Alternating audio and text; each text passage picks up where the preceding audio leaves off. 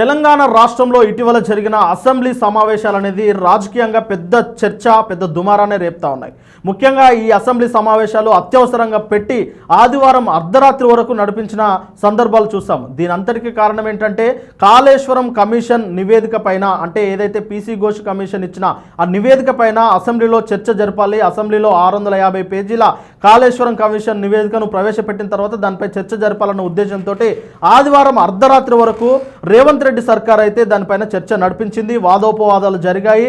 ఇటు కాంగ్రెస్ ప్రభుత్వం దానిపైన అక్రమాలు, అవినీతి జరిగాయని పీసీ ఘోష్ కమిషన్ కూడా చెప్పిందని చెప్పేసి కాంగ్రెస్ ప్రభుత్వం తరపు ముఖ్యమంత్రి, ఉప ముఖ్యమంత్రి, మంత్రులు వాదించారు. అటు బీఆర్ఎస్ మాజీ మంత్రులు అలాగే ఎమ్మెల్యేలు దానికి అంతా ఇది కేవలం కమిషన్, ఆ పీసీ ఘోష్ కమిషన్ అనేది అది గోస్ట్ కమిషన్ అనేది అదొక చెత్త కుప్ప అని చెప్పేసి అదొక చెత్త కాగితం అంటూ వాళ్ళు దానిపైన పలు విమర్శలు అయితే చేశారు. మొత్తం మీద వాడి వేడిగా జరిగిన ఈ కాళేశ్వరం కమిషన్ నివేదిక పైన చర్చ మొత్తానికి ఈ వ్యవహారాన్ని అయితే, అంటే కాళేశ్వరం కమిషన్ అయితే దాన్ని సిబిఐకి అప్పగించింది రేవంత్ రెడ్డి సర్కార్. అయితే సిబిఐకి అప్పగించడం వరకు చాలా క్లియర్గా కనిపిస్తున్నా, ఇక్కడే కొన్ని చిక్కుముళ్ళు అయితే చాలా క్లియర్గా కనిపిస్తూ ఉన్నాయి. అవేంటంటే కొన్ని పాయింట్లు అయితే మనం ఇక్కడ చర్చించాల్సిన అవసరం ఉన్నది.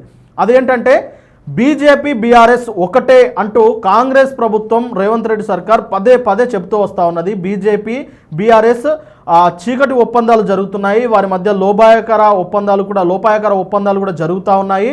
ఇంకా ఈ నేపథ్యంలో గతంలో కూడా చూసాము, వారిద్దరు విలీనం వరకు, పొత్తు వరకు, విలీనం వరకు కూడా వెళ్ళారు. అంటే వారిద్దరూ ఇక వేరు కాదు, వారిద్దరు అన్నదమ్ములే అన్న ఒక ప్రస్తావన అయితే రేవంత్ రెడ్డి ప్రభుత్వం పదే తీసుకొస్తా ఉన్నది. Point number 1.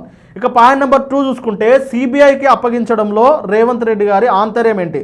ఇప్పటికే సిబిఐ అనేది అదొక ఇండివిజువల్ బాడీగా ఉన్న స్వచ్ఛంద సంస్థగా ఉన్నప్పటికీ అది కేంద్రం చెప్పు చేతుల్లో ఉంటుంది అని చెప్పేసి కాంగ్రెస్ ప్రభుత్వమే పలుమార్లు ఆరోపించింది. అంతెందుకు, ఇప్పుడు ఈసీ ఎన్నికల కమిషన్ను సైతం కేంద్ర ప్రభుత్వం తమ చేతుల్లో పెట్టుకున్నదని చెప్పేసి ఇప్పటికి జరుగుతున్న రచ్చ చూస్తున్నాం. అదే బీహార్లో ఆ ఎన్నికలకు సంబంధించి, ఆ ఓటర్లకు సంబంధించి, ఓటర్ సవరణకు సంబంధించిన ఆ రచ్చనైతే చూస్తున్నాము. అంటే ఈసీనే తన కంట్రోల్లో పెట్టుకున్న కేంద్ర ప్రభుత్వం సిబిఐని ఎందుకు పెట్టుకోలేదు అని వీరు ఎందుకు భావిస్తున్నారు అనేది ఇప్పుడు పాయింట్ నెంబర్ 2 లాగా కనిపిస్తూ ఉన్నది.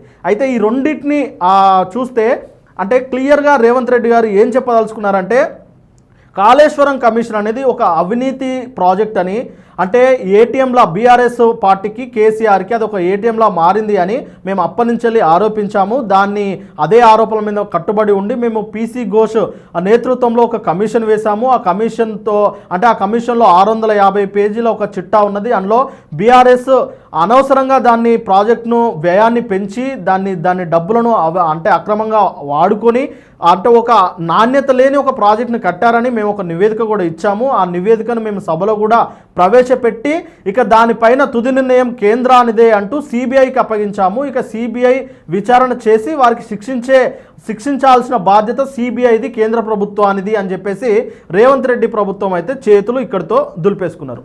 ఇక తర్వాత ఏం జరగబోతున్నది?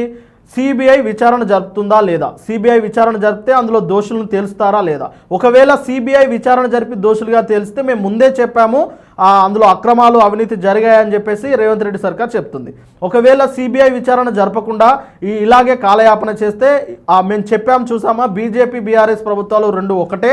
అందుకే సిబిఐ విచారణ ఇప్పటివరకు దాన్ని సానుకూలంగా అంటే సిబిఐ విచారణ అనేది పారదర్శకంగా జరగకపోవడానికి కారణం వెనకాల బీజేపీ ఒత్తిడే. సిబిఐ సంస్థ పైన బీజేపీ కేంద్ర ప్రభుత్వం ఒత్తిడి చేస్తుంది అని బీజేపీ పైన నింద వేయచ్చు. ఇక ఈ రెండు పాయింట్లను అయితే ఇటు రేవంత్ రెడ్డి సర్కార్ అయితే ఆ 2 పాయింట్లను తమ వైపే చెప్పుకొని, అంటే ఆ రెండు బలాలుగానే వాళ్ళు చెప్తా ఉన్నారు. అయితే మొత్తం మీద ఇప్పుడు తెలంగాణ సమాజం దీన్ని ఎలా చూడాలి? రేవంత్ రెడ్డి సర్కార్ చేస్తున్న పనిని ఎలా చూడాలి? ఒకవేళ రేవంత్ రెడ్డి సర్కార్ నిజంగానే కాళేశ్వరం కమిషన్లో అవినీతి, అక్రమాలు జరిగాయి, ఆ ఘోష్ కమిషన్ నివేదిక నిజమే అని తేలిస్తే దీన్ని సిబిఐకి అప్పగించి చేతులు దులుపుకోవడం ఏంటి అనేది తెలంగాణ సమాజం ఇప్పుడు ప్రస్తుతం ప్రశ్నిస్తూ ఉన్నారు. మొత్తం మీద బీజేపీ బీఆర్ఎస్ రెండు ఒకటే కుమ్మక్క అవుతున్నాయి అని మీరు బలంగా నమ్ముతున్న మీరే బీజేపీ చేతుల్లోకి కాళేశ్వరం కమిషన్ నివేదికను ఎలా పంపిస్తారు? అంటే బీఆర్ఎస్ను కావాలనే కాపాడుతున్నారా? దీని వెనకాల ఇలాంటి అర్థాలు కూడా వచ్చే అవకాశం కనిపిస్తూ ఉన్నది. మొత్తం మీద కాళేశ్వరం కమిషన్ నివేదికను ఆ సభలో చర్చించడం అనేది ఒక పొలిటికల్ డ్రామాగానే తెలంగాణ సమాజం సైతం చూసే పరిస్థితులను రేవంత్ రెడ్డి సర్కార్ కల్పించారని చెప్పేసి విశ్లేషకులు అయితే భావిస్తూ ఉన్నారు. మొత్తం మీద స్థానిక సంస్థల ఎన్నికల నేపథ్యంలోనే కాళేశ్వరం కమిషన్ ఇంతకాలం సాగిలపడుతూ వస్తుంది కాబట్టి దానిపైన ఏదో ఒక తుది నిర్ణయం తీసుకొని ఆ స్థానిక సంస్థల ఎన్నికల్లో కాంగ్రెస్ ప్రభుత్వం ఏదో ఒకటి చేయబోతుంది, చేసింది అని చెప్పుకోవడానికి తప్ప ఇది ఎందుకు పనికిరాదని చెప్పేసి విశ్లేషకులు అయితే భావిస్తూ ఉన్నారు. చూడాలి మరి. మొత్తం మీద కాళేశ్వరం కమిషన్ అయితే సభలో చర్చించారు. ఆ తర్వాత సభ సైతం నిరవధిక వాయిదా వేశారు. ఇక స్థానిక సంస్థల ఎన్నికలకు సైతం పోయే క్రమం ఉన్నది. మరి స్థానిక సంస్థల ఎన్నికల పైన ఈ కాళేశ్వరం కమిషన్ నివేదిక యొక్క ప్రభావం ఏ మేరకు పడుతుంది అనేది అయితే ఇప్పుడు రాజకీయాల్లో ఉత్కంఠంగా మారింది. చూడాలి మరి దీన్ని అటు బీఆర్ఎస్ ప్రభుత్వం ఇటు కాంగ్రెస్ ప్రభుత్వం ఎలా ఎదుర్కోబోతున్నాయి అనేది.